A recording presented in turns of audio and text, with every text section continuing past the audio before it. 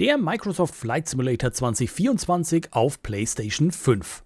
Der Release lief erfreulicherweise erstaunlich reibungslos. Viele von euch heben gerade erstmalig in der virtuellen Fliegerei ab und erkunden die Möglichkeiten des Microsoft Flight Simulator.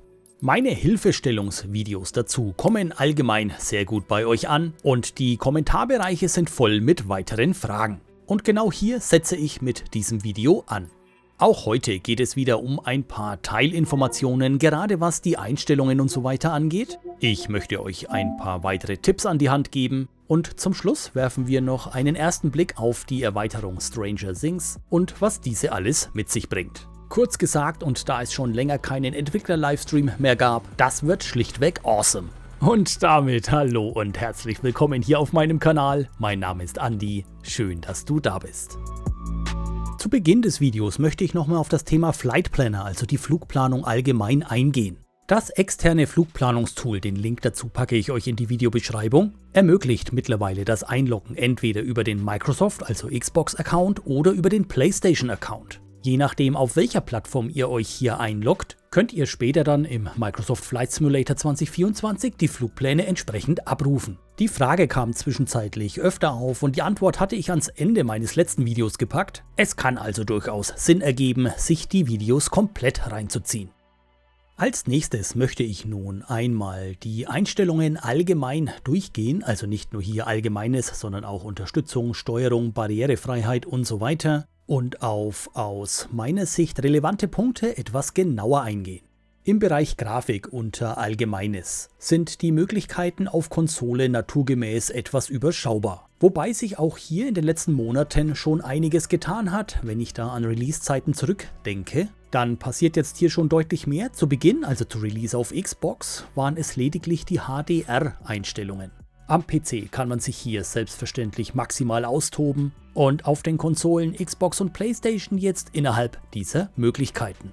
Wer auf Konsole die Inhalte ausschließlich streamt, und nur das ist zum Zeitpunkt der Erstellung dieses Videos auf PlayStation ja ausschließlich möglich, zu diesem Punkt kommen wir dann später noch, der kann hier, falls er Bandbreitenprobleme haben sollte, durchaus eine Besserung erwirken. Die Einstellmöglichkeiten beschränken sich hier auf Aus, Niedrig oder Mittel und laden dazu ein wenig herumzuspielen, sollte man ein Problem mit der Internetverbindung vermuten. Teile des Bereichs Sprache unter Allgemeines habt ihr während der Erstkonfiguration bereits durchlaufen. Was ihr hier unter anderem findet, sind die Untertitel. Zu diesem Punkt kommen wir dann nochmals gesondert, denn den finden wir auch unter Barrierefreiheit, deshalb dazu später nochmals mehr. Falls ihr die Maßeinheiten umstellen möchtet und dadurch beispielsweise Kilometer statt Meilen in den Angaben haben wollt, dann könnt ihr dies ebenfalls hier tun.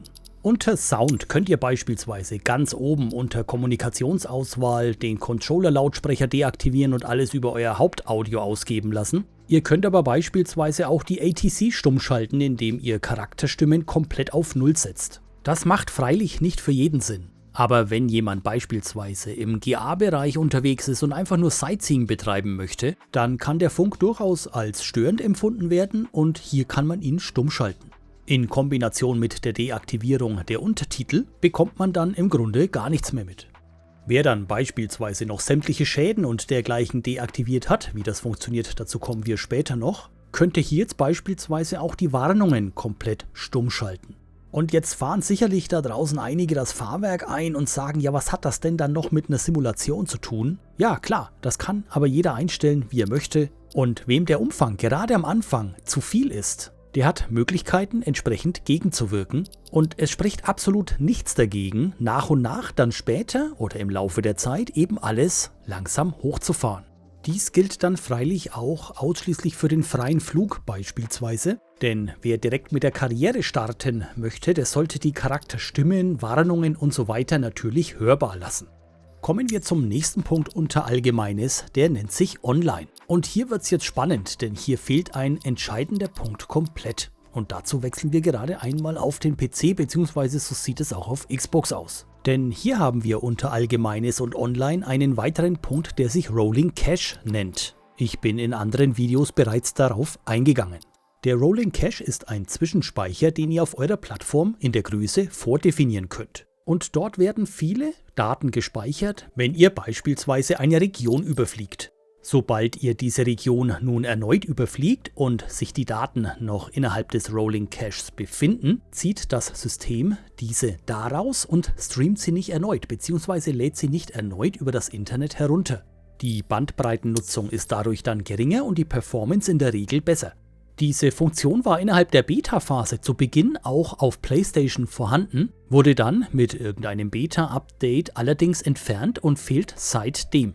Ob und wann ein Rolling Cache auch auf PlayStation verfügbar sein wird, bleibt bisher offen. Ansonsten haben wir unter Datenverbindung hier auch weitere Parameter, die es einzustellen gibt. Beispielsweise aktivieren bzw. deaktivieren wir hier den Multiplayer-Modus. Stellen den Server ein, auf dem wir unterwegs sein möchten. Das ist beispielsweise wichtig, wenn man gemeinsam fliegen möchte, denn dann müssen alle Beteiligten den gleichen Server auswählen.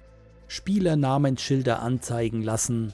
Da gibt es gleich auch noch einen weiteren Punkt unter Flugschnittstelle, mit dem man das hier nicht verwechseln darf.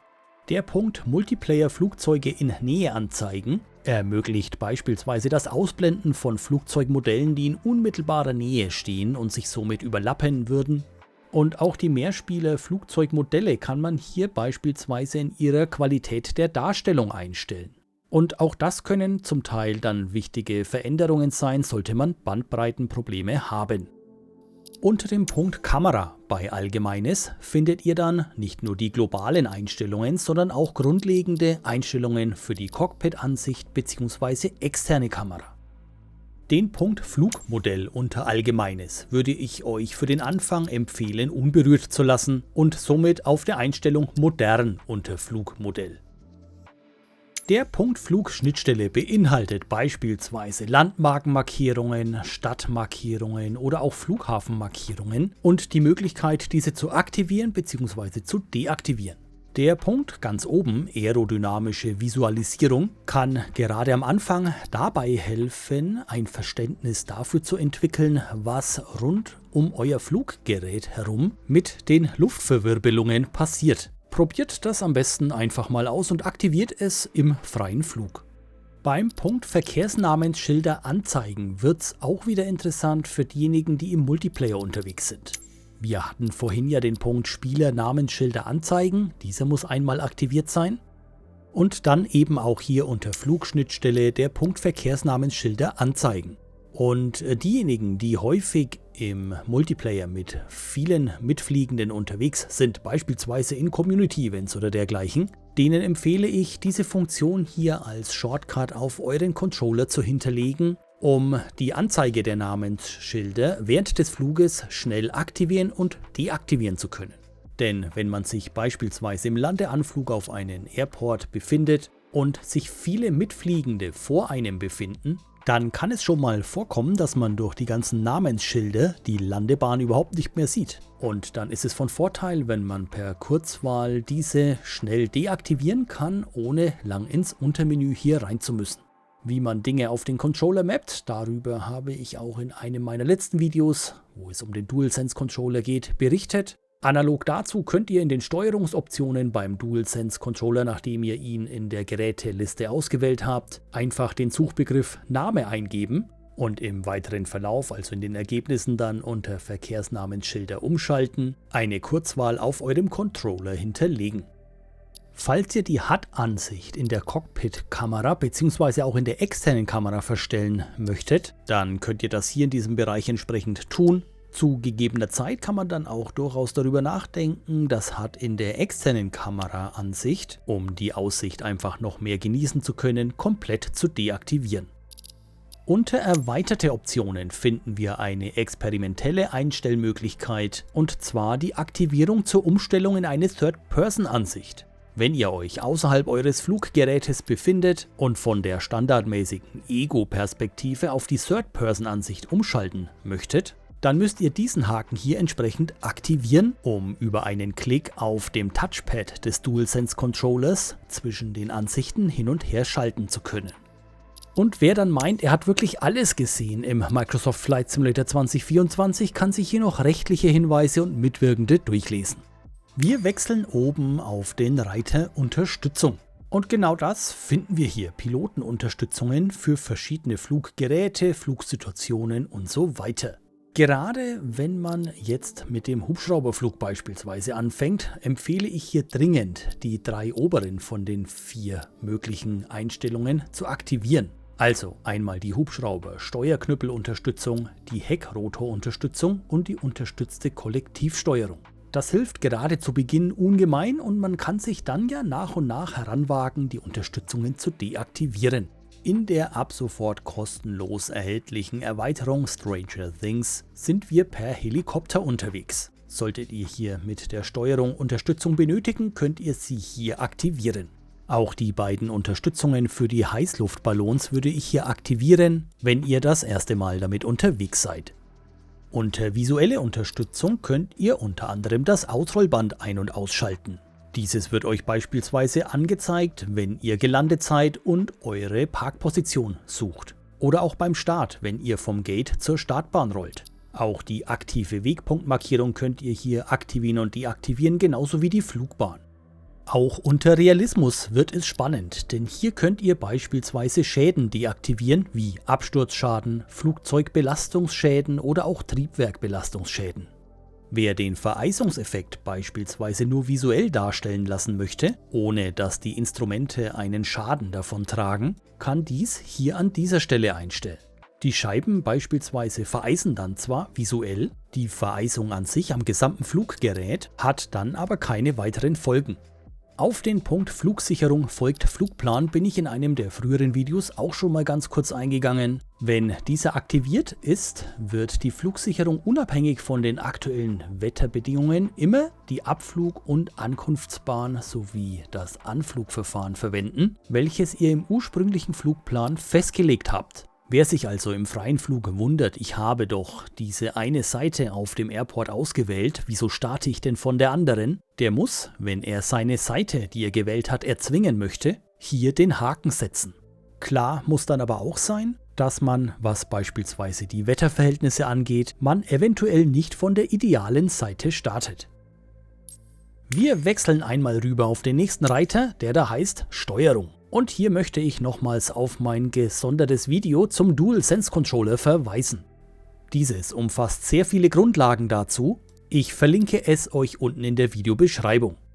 Hierzu aber noch eine spannende Ergänzung, denn es kam die Frage auf, wie ich denn die adaptiven Trigger des DualSense Controllers deaktivieren kann. Und hierzu habe ich direkt im Microsoft Flight Simulator keine Lösung gefunden. Wie ihr dies aber dennoch, aus welchen Gründen auch immer, tun könnt, schauen wir uns hier ganz kurz an. Ihr wechselt einmal auf euer Dashboard innerhalb der PlayStation zurück und geht in die Einstellungen. Der schnellste Weg führt über die Barrierefreiheit und dort auf den Controller. Hier findet ihr dann ganz unten den Punkt Intensität des Trigger-Effekts und könnt diesen dann dort abschwächen oder auch komplett deaktivieren. Ihr müsst nur daran denken, dass ihr, wenn ihr dann ein anderes Programm ausführt, der Effekt auch dort deaktiviert ist und ihn bei Bedarf wieder aktivieren. Als letzten Punkt innerhalb der Einstellungen im Microsoft Flight Simulator 2024 haben wir dann noch die Barrierefreiheit. Und auch hier haben wir nochmals den Punkt Untertitel, den wir entweder in der Größe anpassen oder aber auch komplett deaktivieren können. Unter Effekte und Animation können wir beispielsweise die Intensität der Vibration des DualSense Controllers einstellen. So viel zu den Einstellungen an sich, wir gehen über zu Inhalten, denn auch hier gibt es noch eine offene Frage. Auf den Plattformen Xbox und PC kann man Inhalte installieren. Dazu gehören beispielsweise Fluggeräte, Szenerien, Airports, also umfangreiche Inhalte. Und all diese installierten Inhalte werden dann von eurer lokalen Festplatte abgerufen und nicht gestreamt. Das ständige Nachladen aus dem Netz fällt somit weg und kommt der Performance zugute. Und das hat sich nach Einführung dieser Möglichkeit auch deutlich gezeigt. Alles, was sich auf der Festplatte befindet, muss nicht gestreamt werden und entlastet die Bandbreite. Zum Zeitpunkt der Erstellung dieses Videos funktioniert dies auf PlayStation bisher nicht. Ich möchte euch das anhand von kurzen Beispielen einmal zeigen. Hier seht ihr nun, wie es auf den Plattformen Xbox und PC der Fall ist. Wenn wir uns hier unter meine Bibliothek egal welchen Inhalt einmal genauer ansehen, ich wähle hier einmal ganz bewusst die Erweiterung Stranger Things aufgrund der Aktualität, dann können wir hier diese Erweiterung einmal komplett herunterladen und installieren. Das gleiche gilt im Übrigen auch für das darin enthaltene Fluggerät, den Helikopter.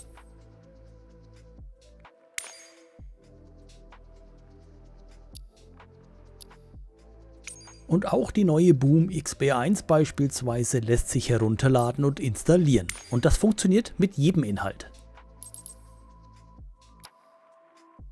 Und wenn wir jetzt hier einmal wieder rüberwechseln auf unsere PlayStation 5, dann haben wir diese Möglichkeiten leider nicht. Und ihr versteht, worauf ich hinaus möchte. Also es ist schon ein großer Vorteil, Inhalte installieren zu können, um sie dann aus der Bandbreitenlast insgesamt herausnehmen zu können. Gerade Fluggeräte, die ich regelmäßig verwende, installiere ich schon sehr gerne, da es hier dann zum Beispiel zum Nachladen von Texturen und so weiter überhaupt nicht erst kommt. Jeder Inhalt, der installiert ist, entlastet die Bandbreite und steigert die Performance. Man kann Inhalte auf PlayStation zwar generell deaktivieren und vom Streaming herausnehmen, aber herunterladen und komplett installieren kann man sie zum Zeitpunkt der Erstellung dieses Videos bisher nicht, was aus meiner Sicht schon ein Nachteil ist. Bevor wir uns jetzt noch die erste Mission im Stranger Things Erweiterungspaket genauer ansehen, noch der Hinweis, dass der darin enthaltene Helikopter der Yui auch im freien Flug zur Verfügung steht, samt zahlreicher Lackierungen. Und nicht nur das, auch im Karrieremodus kann dieser verwendet werden. Abschließend jetzt noch, wie erwähnt, die erste Mission aus der Erweiterung Stranger Things. Ich habe hierzu meine ersten Eindrücke auf PlayStation 5 Pro einfach mitgeschnitten. Wir gehen rein. So, und wie versprochen schauen wir uns jetzt hier einmal das Stranger Things Erweiterungspaket an. Dazu gehen wir hier auf Aktivitäten. Stranger Things, hier ist übrigens dann auch Red Bull Air Race zu finden.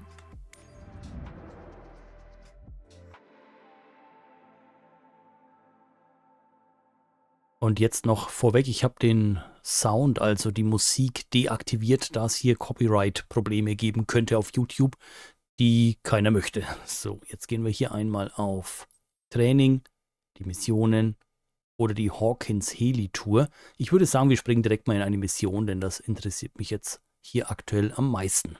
So, und hier gehen wir jetzt ganz locker rein in die erste Mission, die da heißt ein neues Hawkins. Hey Team, ich bin's, euer Kumpel Murray. Schön, dass ihr endlich meine Nachricht erhalten habt. Ihr mögt cleverer sein, als ihr ausseht, aber es wird sich noch herausstellen, wie genial dieser neue Pilot wirklich ist. Seht mal, Hawkins braucht Hilfe und ich einen klitzekleinen Gefallen von euch. Nichts allzu Wildes. Wie ich sehe, habt ihr euch schon mit dem Helikopter angefreundet, aber bitte keine Kratzer, okay? So, und jetzt haben wir hier insgesamt 5. Geht's da noch weiter? Nein, 5 Missionen. Es gibt, glaube ich, auch 5 Staffeln, kann das sein? Allgemein von der Serie Stranger Things. Wir gehen einmal hier rein, ein neues Hawkins, das ist Mission 1, die anderen müssen wir uns jetzt hier erst noch freischalten.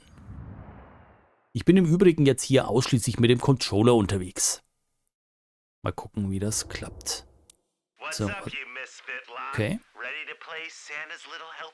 I'm delayed outside town and need you to drop something for me in the suburbs. 2530 Maple Street. Normally I'd avoid flying in residential neighborhoods, but believe me, this one's urgent. On a good day, this place should be clear of patrols. But don't be an idiot and keep your eyes open. No reason to get cocky out there. This is routine stuff. Just try not to scratch the paint, okay? Okay, also hier haben wir jetzt links unseren Yui und das Missionsziel. Gelangen Sie in die Quarantänezone, hinterlassen Sie bei einem Wohnhaus ein Paket und verlassen Sie das Gebiet unbemerkt. Also da haben wir jetzt, ja, unsere Flugroute wird hier auch angezeigt. Ich gehe jetzt einfach mal auf Flug starten. Mission 1, ein neues Hawkins. Also das ist das Original, die Original-Titelmusik, die da normalerweise im Hintergrund läuft. Ich habe die jetzt hier mal komplett deaktiviert. Aus besagten Gründen. So, wir sind bereit für den Flug, stehen hier am Hügel. Ich drücke einfach mal X. Was passiert hier?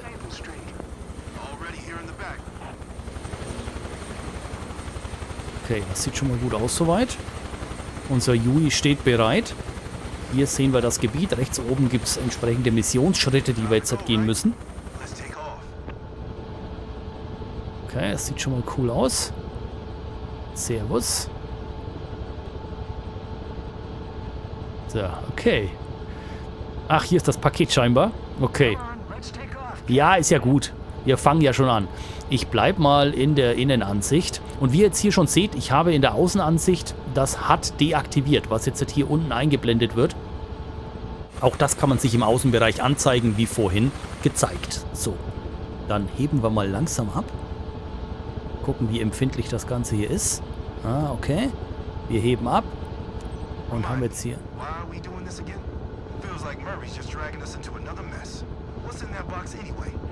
Oh, appreciate the vote of confidence, guys. I can hear you now. We're here to help Hawkins, Nanny. No questions asked. Even if it means working with that madman. Hello? Can we get back to the assignment, please? Don't think I'm not watching. All right, Bald Eagle. We're on our way. And keep the comms to a minimum. The sky's listening. Also das ist schon ziemlich cool gemacht, muss ich sagen. Hier auch von den Texten her und so weiter. Wir haben jetzt hier Aufgaben. Wir müssen von A nach B fliegen und unter 300 Fuß bleiben.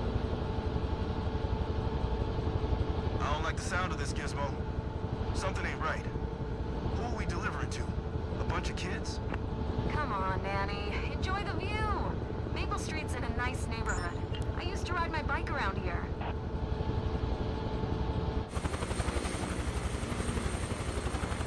Okay, dann fliegen wir da mal ran. Sind wir gerade mal über 300 Fuß gewesen. Das war jetzt...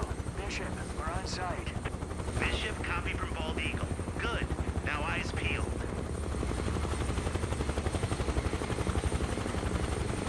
Okay. Fliegen wir da mal ran an das Haus.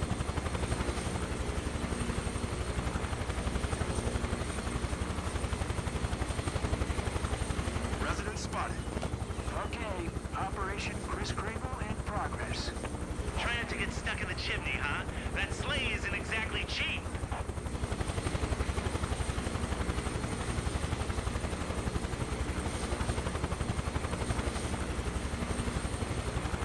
So, Landeplatz. Das ist schon ein bisschen tricky hier. Schön reinzukommen.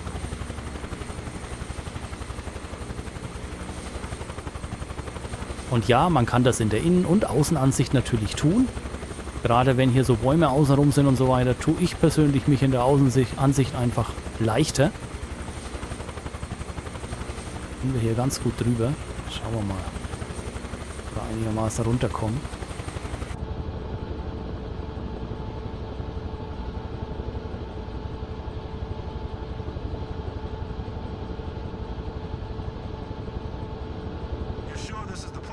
Whatever Murray says. Just drop off the cargo and go. Santa style. Okay, was passiert hier? Okay.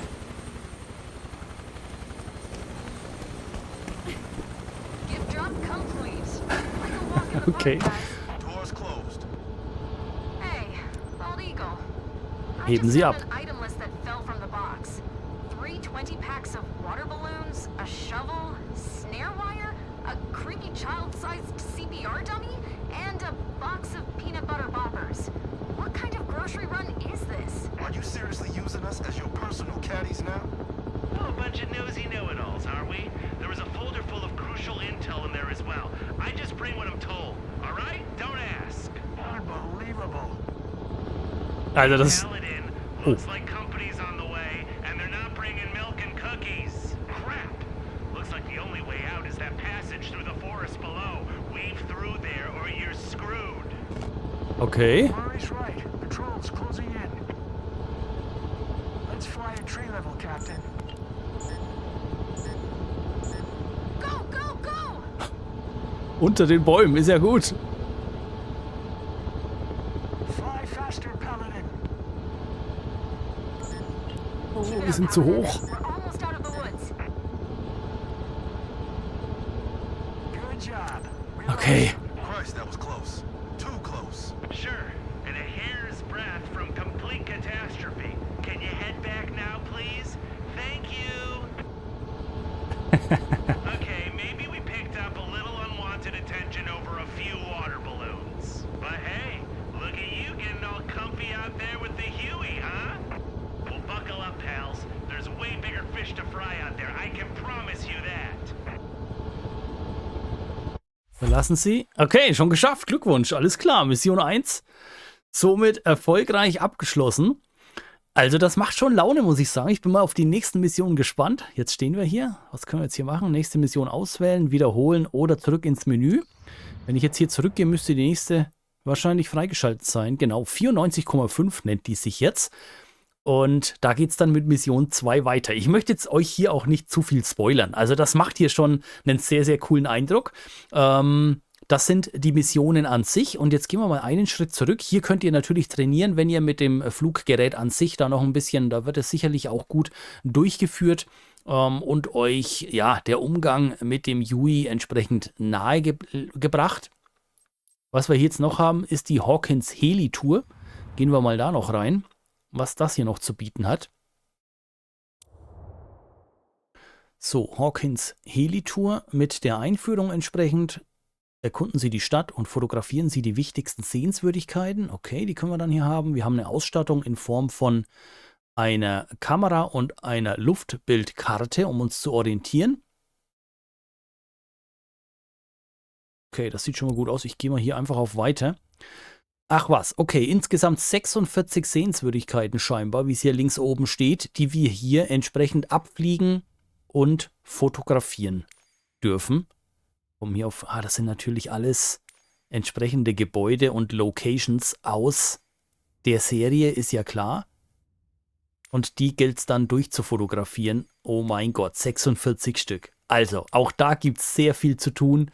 Und ja, wenn man bedenkt, dass das hier jetzt eine Erweiterung ist, die kostenlos ist, dann ist das schon sehr, sehr stark. Und wir bekommen ja nicht nur die Missionen an sich, sondern wir bekommen ja hier auch das Fluggerät, welches wir dann im freien Flug, also außerhalb der Erweiterung, auch nutzen können und sogar in die Missionen, in die Karriere und so weiter mit einbauen können. Also das ist schon sehr stark und erinnert auch ein bisschen an vergangene Erweiterungen, beispielsweise zu Top Gun Maverick, ja, zu dem Film. Es gab eine Erweiterung zu Dune. Es gab Inhalte zu Halo, also zu dem Spiel Halo, ja, als Fluggerät und so weiter.